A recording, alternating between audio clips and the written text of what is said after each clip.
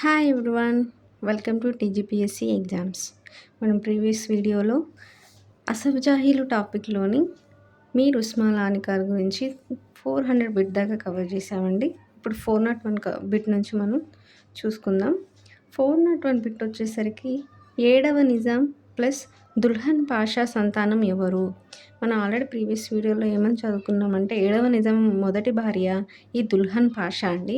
So ఈ మొదటి భార్యకి ఏడవ నిజాంకి పుట్టిన సంతానం ఎవరు అని అంటే ఒకరు మీర్ హిమాయత్ అలీఖాన్, ఆయననే అజాంజా అంటారండి. నెక్స్ట్ మీర్ షుజత్ అలీఖాన్, ఆయననే మొజాంజా అంటారండి. సో హిమాయత్ అలీఖాన్ అజాంజా అండి. మీర్ షుజత్ అలీఖాన్ పేరేమో మొజాంజా అండి. ఈ అజంజా అంటే హిమాయత్ అలీఖాన్ అని గుర్తుంచుకోవాలి, మొజాంజా అంటే షుజత్ అలీఖాన్ అని గుర్తుంచుకోవాలండి. ఏడవ నిజాం మొదటి కుమారుడు అజాంజా ఎవరిని పెళ్లి చేసుకున్నాడు అని అంటే దుర్రే షెహర్ అండి. సో ఈ అజంజానే హిమాయత్ అలీఖాన్ అండి. మళ్ళీ చెప్తున్నాను, ఎందుకంటే మనం నెక్స్ట్ బిట్స్లో మనం డైరెక్ట్ అజంజా మొజంజా అని చదువుకుంటూ వెళ్తాం. సో వాళ్ళ అసలు పేర్లు గుర్తుండాలని మీకు మళ్ళీ చెప్తున్నాను. అజంజా పేరు హిమాయత్ అలీఖాన్. ఈయన ఎవరిని వివాహం చేసుకున్నాడు అంటే దుర్రే షెహర్ అండి. దుర్రే షెహర్ ఎవరు అని అంటే ఈమె టర్కీ దేశస్తురాలండి, టర్కీ యువరాణి అండి దుర్రే షెహర్. సో ఈ దుర్రే షెహర్ను అజంజా చేసుకున్నాడండి. నెక్స్ట్ 402 బిట్ వచ్చేసరికి అజంజా ప్లస్ దుర్రే షెహర్ సంతానం ఎవరు? సో ఈ ఫస్ట్ కుమారుడు, ఈ ఏడవ నిజాం ఫస్ట్ కుమారుడైన అజంజాకి ఈ దుర్రే షెహర్కి పుట్టిన సంతానం ఎవరంటే ఇద్దరండి. వారు ఒకరు ముకరంజా, రెండు ముఫకంజా. సో ముకరంజా ముఫకంజా అనేవాళ్ళు అజంజా దుర్షెహర్ యొక్క సంతానం అండి. అజంజా మొజంజా అనేవాళ్ళు ఏడవ నిజాం యొక్క సంతానం అండి. అంటే ఈ ముకరంజా ముఫకంజా అనేవాళ్ళు ఎవరు అని అంటే ఏడవ నిజాంకి మన్మల్ అండి, మనవళ్ళు. కాబట్టి ఎవరి ద్వారా మనవళ్ళు అంటే ఫస్ట్ కొడుకు అజంజా యొక్క పిల్లలండి. నెక్స్ట్ 403 బిట్ వచ్చేసరికి అజంజా పేరు మీదుగా ఏర్పడింది ఏది? అజంజా అసలు పేరు మన హిమాయత్ అలీఖాన్, మీర్ హిమాయత్ అలీఖాన్ అని అనుకున్నాం కదండి. సో ఆయన పేరు మీదుగా ఏర్పడిందే హిమాయత్ సాగర్ అండి. హిమాయత్ అలీఖాన్ పేరు మీదుగా హిమాయత్ సాగర్ ఏర్పడిందండి. నెక్స్ట్ బిట్ వచ్చేసరికి ఏడవ నిజాం రెండవ కుమారుడు మొజాంజా ఎవరిని వివాహం చేసుకున్నాడు? సో ఫస్ట్ కుమారుడు అజంజా దుర్షెహర్ని చేసుకున్నాడండి. రెండవ కుమారుడు మొజాంజా ఎవరిని చేసుకున్నాడు అని అంటే ఈయన నీలోఫర్ అనే యువరాణిని చేసుకున్నాడండి. ఈమె కూడా టర్కీ దేశస్తురాలండి. ఇద్దరు కుమారులు టర్కీ దేశస్తులైన ఒకరు దుర్రే షెహర్, ఇంకొకరు నీలోఫర్. వీరిద్దరిని పెళ్లి చేసుకున్నారండి. సో ఎవరిని చేసుకున్నాడంటే నీలోఫర్ ఏ దేశస్తురాలు అంటే టర్కీ దేశస్తురాలు. నెక్స్ట్ 405 బిట్ వచ్చేసరికి ఏడవ నిజాం రెండవ కుమారుడు మొజంజా పేరు మీదుగా ఏది ఏర్పడింది? సో అజంజా పేరు మీదుగా హిమాయత్ సాగర్ ఏర్పడిందండి. ఎందుకంటే ఇంకో పేరు హిమాయత్ అలీఖాన్ చదువుకున్నాం. నెక్స్ట్ మొజంజా పేరు మీదుగా ఏర్పడింది ఏంటి అంటే మొజంజాహి మార్కెట్ అండి. మొజంజా పేరు మీదుగా ఏర్పడింది మొజంజాహి మార్కెట్. నెక్స్ట్ బిట్ వచ్చేసరికి మనకి 406 మీర్ ఉస్మాన్ అలీఖాన్ ప్రమాణ స్వీకారం ఎప్పుడు జరిగింది? ఇప్పుడు మనం ఏడవ నిజాం గురించి తెలుసుకుంటామండి. ఇప్పటివరకు ఈ మీర్ ఉస్మాన్ అలీఖాన్ యొక్క సంతానం గురించి తెలుసుకున్నాము. సో ఈ మీర్ ఉస్మాన్ అలీఖాన్ ప్రమాణ స్వీకారం ఎప్పుడు జరిగిందంటే 1911 సెప్టెంబర్ 18 రోజు ఈ ఏడవ నిజాం యొక్క ప్రమాణ స్వీకారం జరిగిందండి, ఏడవ నిజాంగా. నెక్స్ట్ బిట్ వచ్చేసరికి ఈ మీర్ ఉస్మాన్ అలీఖాన్కి ఉన్న బిరుదులు ఏంటి? ఈయనకు కొన్ని ఇంపార్టెంట్ బిరుదులు ఉన్నాయంటే ఆ బిరుదులు ఏంటి, ఎవరిచ్చారని మనం చూసుకుందామండి. ఫస్ట్ బిరుదు వచ్చేసరికి హీఈస్ ఎగ్జాల్టెడ్ హైనెస్. ఇది ఎందుకు ఇచ్చారు అని అంటే 1914 నుంచి 1918 వరకు మనకు ఫస్ట్ వరల్డ్ వార్ జరిగింది కదా అండి. సో ఫస్ట్ వరల్డ్ వార్ జరిగిన తర్వాత ఈయనకి బిరుదు ఇచ్చారండి, హీఈస్ ఎగ్జాల్టెడ్ హైనెస్ అని. ఎందుకంటే బ్రిటిష్ వారి తరపునైనా బ్రిటిష్ వారికి ఈయన సపోర్ట్ ఇచ్చినందుకు గాను ఈయనకు హీఈస్ ఎగ్జాల్టెడ్ హైనెస్ అని పిలిచిర్రు. ఏ వరల్డ్ వార్లో ఆయన సపోర్ట్ చేసిండంటే ఫస్ట్ వరల్డ్ వార్. అది ఎప్పుడు జరిగిందంటే 1914 to 1918 అండి. నెక్స్ట్ బిరుదు వచ్చేసరికి స్టార్ ఆఫ్ ఇండియా అండి. ఈ స్టార్ ఆఫ్ ఇండియా అనేది ఏ ఇయర్లో వచ్చింది ఈయన బిరుదు అంటే 1912. నెక్స్ట్ సుల్తానుల్ ఉలూమ్. ఈ సుల్తానుల్ ఉలూమ్ అనే బిరుదు ఎవరిచ్చారు అంటే ఓయూ ఇచ్చిందండి, ఉస్మానియా యూనివర్సిటీ. ఈ సుల్తానుల్ ఉలూమ్ అనే బిరుదు ఎవరిచ్చారంటే ఓయూ. నెక్స్ట్ ఫోర్త్ బిరుదు వచ్చేసరికి రుస్తిమి దౌరాన్. మనకు ఫిఫ్త్ బిరుదు వచ్చేసరికి ముజాఫర్ ఉల్ మాలిక్. నెక్స్ట్ బిరుదు లాస్ట్ బిరుదు వచ్చేసరికి మొహ్యాద్దీన్ అల్-మిల్లత్. మొహ్యాద్దీన్ అల్-మిల్లత్. సో, ఇవన్నీ ఈయన మీర్ ఉస్మాన్ అలీ ఖాన్ యొక్క ముఖ్యమైన బిరుదులండి. సో, ఎప్పుడిచ్చారు, ఎవరిచ్చారనేది గుర్తుంచుకోవాలి. నెక్స్ట్ బిట్ వచ్చేసరికి స్టార్ ఆఫ్ ఇండియా బిరుదు ఎవరెవరికొచ్చింది? స్టార్ ఆఫ్ ఇండియా బిరుదుని మనం ప్రీవియస్ వీడియోస్‌లో కూడా డిస్కస్ చేసుకున్నామండి. సో, ఎవరెవరికొచ్చిందంటే మొత్తం ముగ్గురికొచ్చింది. 5వ నిజాంకి, 6వ నిజాంకి, 7వ నిజమైన ఇప్పుడు మనం డిస్కస్ చేస్తున్న మీర్ ఉస్మాన్ అలీ ఖాన్‌కి కూడా వచ్చిందండి ఈ స్టార్ ఆఫ్ ఇండియా అనే బిరుదు. సో, 409 బిట్ వచ్చేసరికి ఏ మ్యాగజైన్ ప్రకారం 1937లో ప్రపంచంలోనే అత్యంత ధనవంతుడు ఎవరు? ఈ మీర్ ఉస్మాన్ అలీ ఖాన్.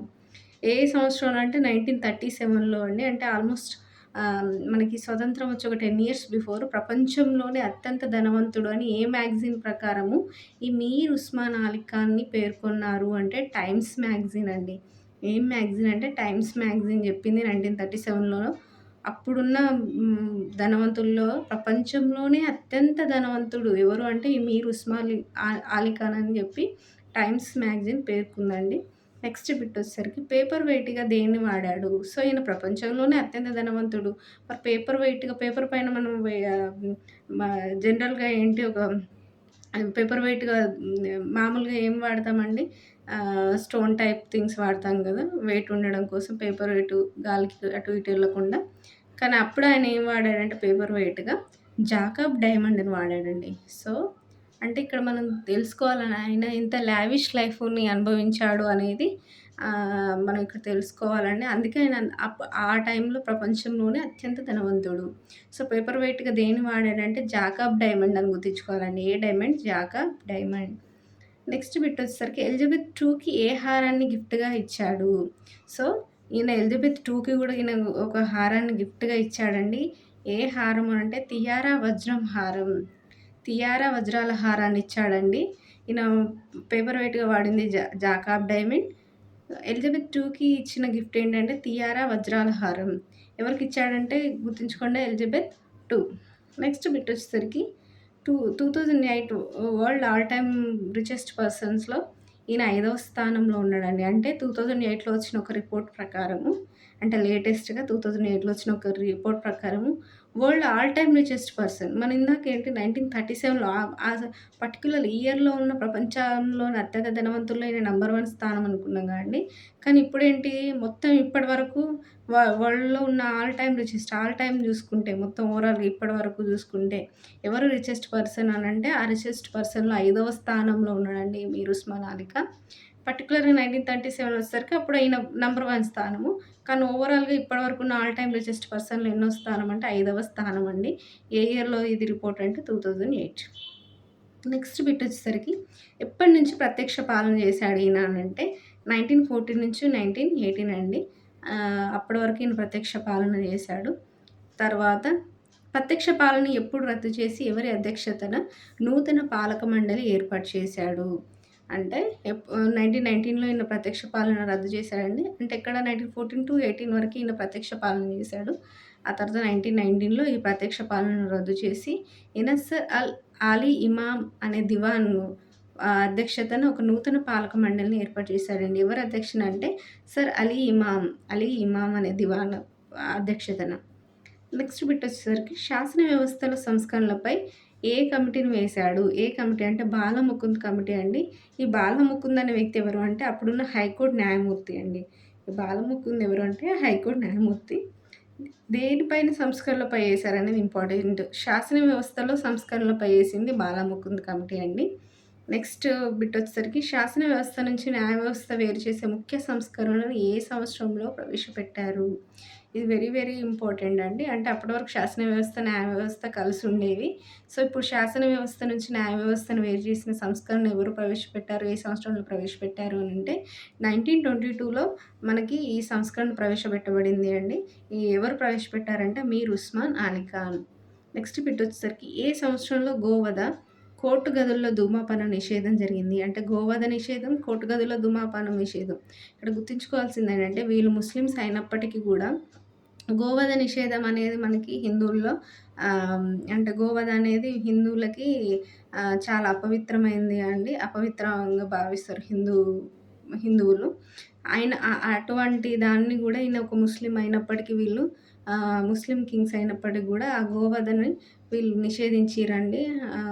అంతేకాకుండా కోర్టు గదుల్లో ధూమపానాన్ని గూడా వీళ్ళు నిషేధించారండి. ఏ సంవత్సరం అంటే 1921. 418 బిట్ వచ్చేసరికి ఏడవ నిజాం ఇంకేమేమి రద్దు చేశాడు వీటితో పాటు గోవధ నిషేధం ప్లస్ కోర్టు గదుల్లో ధూమపాన నిషేధంతో పాటు ఇంకేమేమి రద్దు చేశాడంటే దేవదాసి రద్దు చేశాడండి. దేవదాసి వ్యవస్థను, వెట్టి చాకిరి వ్యవస్థను, ఈ 2 వ్యవస్థలను కూడా ఏడవ నిజామే రద్దు చేశాడండి. నెక్స్ట్ బిట్ వచ్చేసరికి రాజ్యాంగ సంస్కరణల కొరకు ఏ కమిటీని వేశాడు? మనం ఇందాకనేంటి శాసన వ్యవస్థలో సంస్కరణల కోసం అని చదివామండి. ఇప్పుడేమో రాజ్యాంగ సంస్కరణల కోసం. శాసన వ్యవస్థల సంస్కరణలకైతే బాలముకుంద్ కమిటీ అండి. రాజ్యాంగ సంస్కరణల కోసం వేసిందైతే 63 అయ్యంగార్ కమిటీ అండి. 63 అయ్యంగార్ కమిటీ. ఏ ఇయర్ అంటే 1937.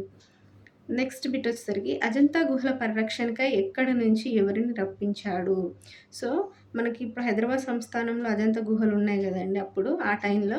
సో, ఈ అజంతా గుహలను పరిరక్షించడం కోసమేనా ఇటలీ నుంచి ఇద్దరు వ్యక్తులను రప్పించాడండి. ప్రొఫెసర్ సెక్కోని అండ్ వర్సిని అనే ఇద్దరు వ్యక్తులండి. ప్రొఫెసర్ సెక్కోని అండ్ వర్సిని అనే ఇద్దరు వ్యక్తులని ఈయన హైదరాబాద్ సంస్థానానికి రప్పించాడండి. వీళ్ళు ఎక్కడి వారు అని అంటే ఇటలీ దేశస్తులండి వీరు. సెక్కోని అండ్ వర్సిని అనే ఇద్దరు వ్యక్తులు ఇటలీ నుంచి వచ్చి వీళ్ళు అజంతా గుహల పరిరక్షణ కోసం మనకి వీళ్ళు పాలుపంచుకున్నారండి హైదరాబాద్ సంస్థానంలో.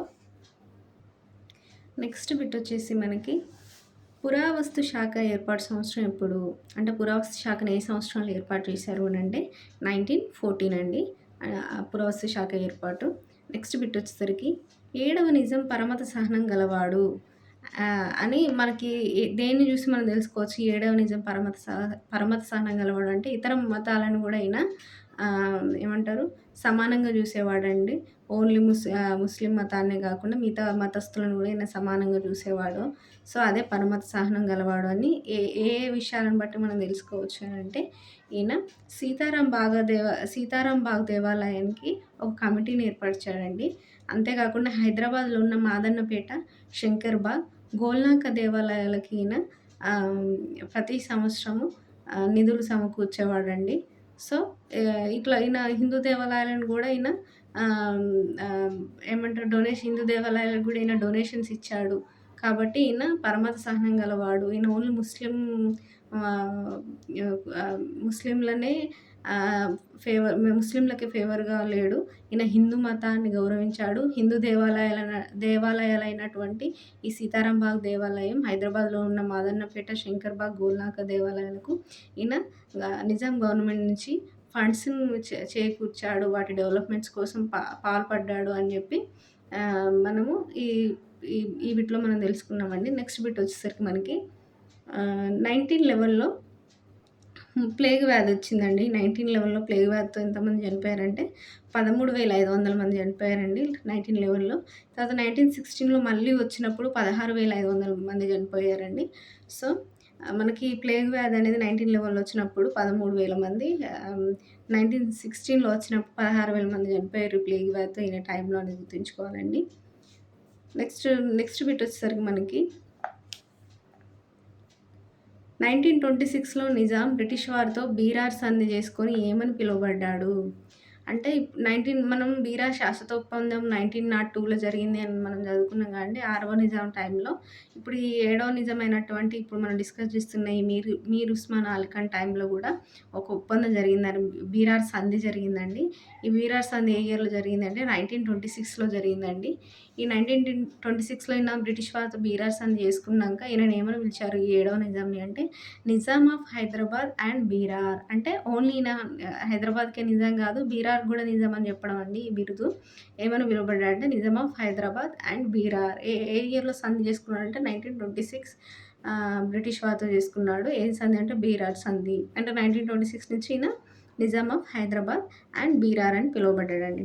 నెక్స్ట్ బిట్ వచ్చేసరికి గవర్నమెంట్ డెక్కన్ రేడియో ప్రారంభం ఎప్పుడు జరిగింది? గవర్నమెంట్ డెక్కన్ రేడియో ఎప్పుడు జరిగింది అని అంటే 1935లో జరిగిందండి గవర్నమెంట్ డెక్కన్ రేడియో ప్రారంభం.